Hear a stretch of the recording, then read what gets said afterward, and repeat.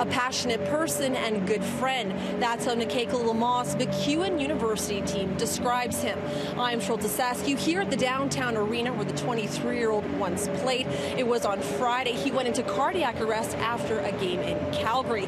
His team is devastated by the loss and say they're going to continue his legacy of giving back to the community. There's so much about Nakeko that we all strive to be like. Nakeko's teammates say he stood out. Academically, he was one of the top students on the Griffins hockey team.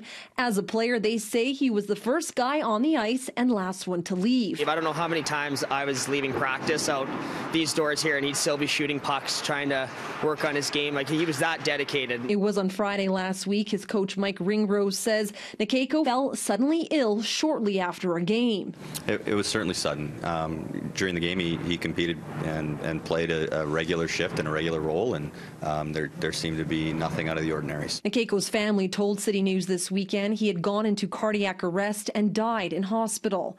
Many of the players on the Griffins hockey team were on their way back to Edmonton when they found out. All of us on the bus together. It was tough. Like that was a tough, couple hours home. I was close with him. Yeah, we came in together. We won 2 championships together. So losing him, it's tough for me personally.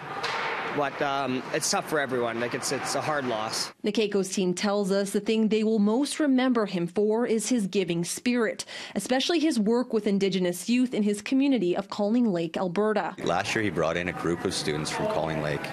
They came down and they were able to spend a day in the life of Griffin. And so he took them to class. He brought them to the workout facility.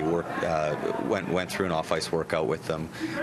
Brought them to practice. Not only did he inspire youth, but also his teammates. And he's so passionate about his own culture, and he would teach us about it, because going into the program, none of us knew much about the Indigenous culture, and he opened up our eyes so much to it. Knowing Nakeko, he would want us to come together and we're going to carry on his legacy as best we can. He's a very inspiring person. Many of Nakeko's teammates are in Calling Lake for the young man's wake. His funeral is expected to take place on Thursday. From the downtown community arena, Charlotte Askew, City News.